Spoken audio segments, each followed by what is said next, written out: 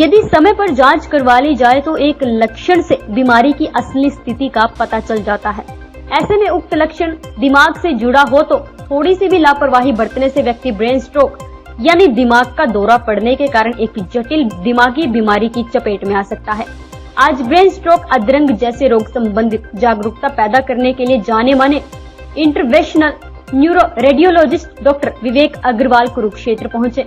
उन्होंने कहा कि ब्रेन स्ट्रोक दिमागी दौरा पड़ने पर यदि मरीज को तुरंत ऐसे अस्पताल में पहुंचाया जाए जहां पर अनुभवी neurologist, interventional neuro radiologist, neurosurgeon, आपातकालीन चिकित्सकों, एनेस्थेसिस और फिजियोथेरेपी की विशेषज्ञ टीम के साथ साथ एडवांस स्ट्रोक देखभाल की सुविधाएं उपलब्ध हो, मरीज जल्द स्वस्थ व अधरंग के असर को कम या खत्म किया जा सकता है। फोरेस्टिस अस्पताल मोहाली के neuro interventional and interventional radiologist विभाग के कंसल्टेंट डॉक्टर विवेक अग्रवाल ने कहा कि न्यूरो से संबंधित बीमारियों के लक्षण दिमागी हालत से जुड़े होते हैं, जिनमें भूल जाना, चेतना की कमी, एकदम व्यक्ति के व्यवहार में बदलाव आना, क्रोधित होना व तनावग्रस्त आदि लक्षण शामिल हैं। उन्होंने कहा कि यदि न्यूरोलॉजी से संबंधित मरीज का इलाज नहीं करवाया जाता तो इसके गंभीर परिणाम निकल सकते हैं। उन्होंने बताया कि मौसम बदलते ही मस्तिष्क रोगियों की रक्त की आपूर्ति कम या बाधित होने के कारण ब्रेन स्ट्रोक यानी दिमागी दौरा पड़ने का अधिक खतरा रहता है। डॉक्टर विवेक अग्रवाल ने बताया कि हाल ही में ब्रेन स्ट्रोक के बाद 4 घंटे बाद बेहोशी की हालत में 82 वर्षीय बुजुर्ग मरीज उनके पास पहुंची। उनके शरीर के बाएं हिस्से को लकवा हो गया था। चिकित्सा उपचार में थोड़ी देरी हो जाती तो वे महिला मरीज को घातक स्थिति में पहुंचा सकती थी। मरीज के दिमाग के दाहिनी ओर अवरुद्ध हुई रक्त आपूर्ति को मैकेनिकल थ्रोम्बोबेटिक्टोमी की मदद से आर्टी से क्लास को हटाया गया। उन्होंने कहा कि मैकेनिकल थ्रोम्बोबेटिक्टोम को ब्रेन स्ट्रोक के रोगियों के लिए गोल्ड स्टैंडर्ड माना जाता है। वही मरीज अब पूरी तरह से व्यवस्थ है या स्वस्थ है। उन्होंने कहा कि दिमागी दौरा या लकवा मारने पर बिल्कुल भी घबराने की जरूरत नहीं।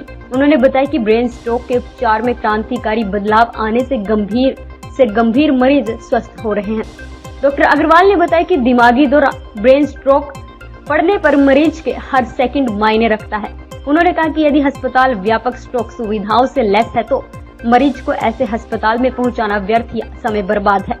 मरीज स्वस्थ सुविधाएं न मिलने के कारण औसतन स्ट्रोक में हर मिनट 1.9 मिलियन न्यूरोसोन खो देता है, जो हमेशा अधरंग या मौत का कारण बनता है। उन्होंने बताया कि मौसम बदलते समय अधिक समस्या रक्तचाप वाले मरीजों को होती है तथा ऐसे में संबंधित मरीजों को अपने स्वास्थ्य की निरंतर जांच करवाते रहना चाहिए। FAST, B से बैलेंस, अचानक से पेशेंट चल रहा था, गिर गया, बैलेंस कंट्रोल नहीं कर पाया। E से आईज मतलब कि अचानक से आंखों के सामने रोशनी चली गई, आंखों के सामने पर्दा आ गया, इसको पेशेंट बोलते हैं। F से होता है फेस मतलब कि एक तरफ का फेस का पैरालिसिस हो जाना, ड्रूपिंग हो जाना। A से होता है आर्म्स मतलब हाथ की वीकनेस अचानक से। S से स्पीच, T से मतलब टाइम, जल्दी कीजिए, टाइम ट्रीटमेंट के लिए। सर लाइक थोड़ी बहुत नंबनेस जो है मतलब लेग्स में और इसमें आर्म्स में, बॉडी में नॉर्मली होती रहती है। हाँ जी। तो क्या वो भी सीरियस है या? देखो, स्ट्रोक का मतलब होता है acute onset of new symptom. इसका मतलब ये है कि पेशेंट एकदम से ठीक बैठा हुआ था, अचानक से कोई उसको सिम्टम आ गया।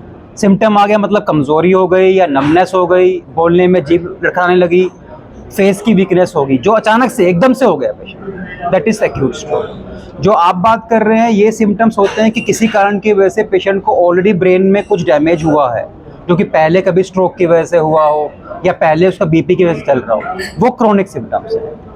जो एक्यूट स्ट्रोक होता है वो अचानक से होता है, एकदम से पेशेंट कुछ नहीं था, अभी हो गया, दैट इज। मिर्गी का दौरा भी सर इसमें? मिर्गी का दौरा एपिलेप्सी बोलते हैं उसको, वो स्ट्रोक से एकदम डिफरेंट बीमारी है। डॉक्टर साहब, वैसे देखा जाए तो आम जैसे हाथ पैर सुन्न पड़ जाते हैं, थोड़ी देर बाद ठीक हो जाते हैं, तो इसका क्या? देखो, हाथ पैर जो सुन्न हो जाते हैं और अपने आप ठीक हो जाते हैं, इसके बहुत सारे कारण हो सकते हैं। जो मोस्ट कॉमन कारण अपनी ओपीडी में देखते हैं वो है नसों का दबना। जो हमारी स्पाइनल कोड है उससे नसें हाथ को और पैरों को सेंसेशंस लेकर जाती है। जो विद एज होता है या फिर जिसमें डिस्क की प्रॉब्लम होती है या बोन्स की प्रॉब्लम होती है, वो किसी पोस्चरल तरीके से नसें दब जाते हैं, इसकी वजह से सेंसेशंस आती हैं। ठीक ट्रीटमेंट सर फोर्टिस में ही है अवेलेबल या अदर? ये वाला ट्रीटमेंट इस एरिया में अभी फोर्टिस मोहाली में अवेलेबल है, पीछे चंडीगढ़ में अवेलेबल है। क्या चार्जेस, खर्चा कितना? चार्जेस इनका आयुष्मान भारत रेट्स पे आता है, प्रोसीजर का अराउंड 2.5 to 3 लाख से बीच में खर्चा आता है। सिम्टम्स मैंने जैसे बताया, बैलेंस, आईज की रोशनी चले जाना, स्पीच में बोलने में जीभ लड़खड़ाना, हाथ और पैरों की अचानक से वीकनेस आ जाना और अचानक से गिर जाना, अनकॉन्शियसनेस, वो भी एक सिम्टम तो है। इस बीमारी का नाम क्या लिखा है? इसका नाम है स्ट्रोक, मेडिकल में स्ट्रोक, अगर कॉमन आदमी के लिए लकवा या पैरालिसिस का है। सर आयुष्मान भारत जो कार्ड बने हुए हैं, जो गवर्नमेंट बने, वो चल जाते हैं? आयुष्मान भारत कार्ड अभी फोर्टिस में वैलिड नहीं है, लेकिन उसके लिए हमारी चल रहा है, शायद कुछ टाइम में शुरू हो जाएगा। ये सिर्फ ब्रेन में कोई प्रॉब्लम होती है तभी ये स्ट्रोक ब्रेन के लिए ही है, ये ब्रेन सिम्टम। ये इलाज फोर्टिस में अवेलेबल है और भी कहीं है? फोर्टिस में अवेलेबल भी है जी, चंडीगढ़ पीजीआई में भी अवेलेबल है इसका, लेकिन जो डेडिकेटेड 24/7 टीम है वो अभी फोर्टिस मोहाली में है। इसके बचने के लिए इसका कारण होता है अनकंट्रोल डायबिटीज, शुगर की बीमारी। अगर आप अपनी शुगर कंट्रोल रखते हैं तो आपको स्ट्रोक होने के चांसेस बहुत कम हो जाते हैं। फिर होता है अनकंट्रोल बीपी, ब्लड प्रेशर का अपर लिमिट होता है 120 या 140, उससे ज़्यादा नहीं होना। अगर आपको उससे ज़्यादा रहता है क्रॉनिकली तो आपको उसका प्रॉपर मेडिकेशन लेना पड़ेगा। कोलेस्ट्रॉल, सेडेंटरी लाइफस्टाइल, मतलब पूरे दिन बैठने का काम करना, जो हमारी अमेरिकन हार्ट एसोसिएशन कहती है कि एटलीस्ट 5 days a week हमें आधे घंटे एक्सरसाइज करनी है, माइल्ड टू मॉडरेट। तो ये सब कुछ चीज़ें हैं जो लाइफस्टाइल चेंजेस होते हैं, तो कंट्रोल करते हैं तो स्ट्रोक से बच सकते हैं। कई में देखा जाए जैसे नॉर्मल चक्कर वगैरह आ जाते हैं, तो कब गंभीर रूप कब लेते हैं? नॉर्मल चक्कर आने के कारण बहुत सारे होते हैं, जो मोस्ट कॉमन रहते हैं आज के टाइम में हीट स्ट्रोक। दूसरा होता है कि शुगर की कमी हो जाना या एकदम शुगर बढ़ जाना।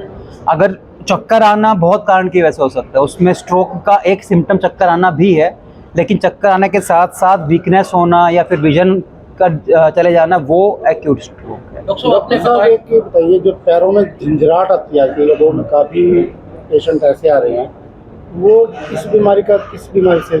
जो पैरों की झंझनाहट की बात कर रहे हैं वो होता है रीढ़ की हड्डी की बीमारी से, 90% केसेस में। उसमें क्या होता है, जो रीढ़ की हड्डी उम्र के हिसाब से, जो डिस्क की बीमारी बोलते हैं, हमारी नसें आती हैं रीढ़ की हड्डी से बाहर, जो पैरों तक संचने लग जाती है, कोई भी कारण की वजह से दब जाती है और संचय कर सकती है। तो डॉक्टर साहब इसमें जैसे आपने तो वीडियो को तो इसका इलाज है? तो हाँ जी। मेजर सर्जरी तो नहीं मानी जाएगी बेसिकली। मेजर सर्जरी एक बिना स्कल को ओपन करे, बिना ब्रेन को ओपन करे, ब्रेन की सर्जरी मैकेनिकल थ्रोम्बोटॉमी, ये इतनी एडवांस्ड है इसके, जिसकी अवेयरनेस के लिए आज हम प्रेस कॉन्फ्रेंस कर रहे हैं। अर्लियर सिम्टम्स क्या होते हैं? लाइक आपने बहुत सारे सिम्टम्स बताए, बट जो अर्लियर सिम्टम्स, जो अर्लीस्ट और मोस्ट कॉमन सिम्टम होता है वो होता है हाथ और पैरों की, एक साइड के हाथ और पैरों की वीकनेस, एक साइड की, क्योंकि हमारी 2 अलग नसें होती हैं। यूजुअली स्ट्रोक एक बार में एक ही नस को अफेक्ट करता है, तो एक अचानक से एक हाथ पैर की वीकनेस आना और बोलने में डिफिकल्टी होना, ये मोस्ट कॉमन सिम्टम्स ये होते हैं। किस एज ग्रुप के लोगों को ज्यादा होने की? कोई एज लिमिट नहीं है, हमने 15 साल के बच्चे को भी ट्रीट किया, हमने 90 साल के ओल्ड पेशेंट को भी ट्रीट किया है। मोस्टली 40 to 70 ईयर्स के पेशेंट्स हमारे पास आते हैं ज़्यादातर। आपका नाम सर? डॉक्टर विवेक अग्रवाल, मैं कंसल्टेंट हूँ, neuro interventionist, Fortis hospital Mohali. Thank you.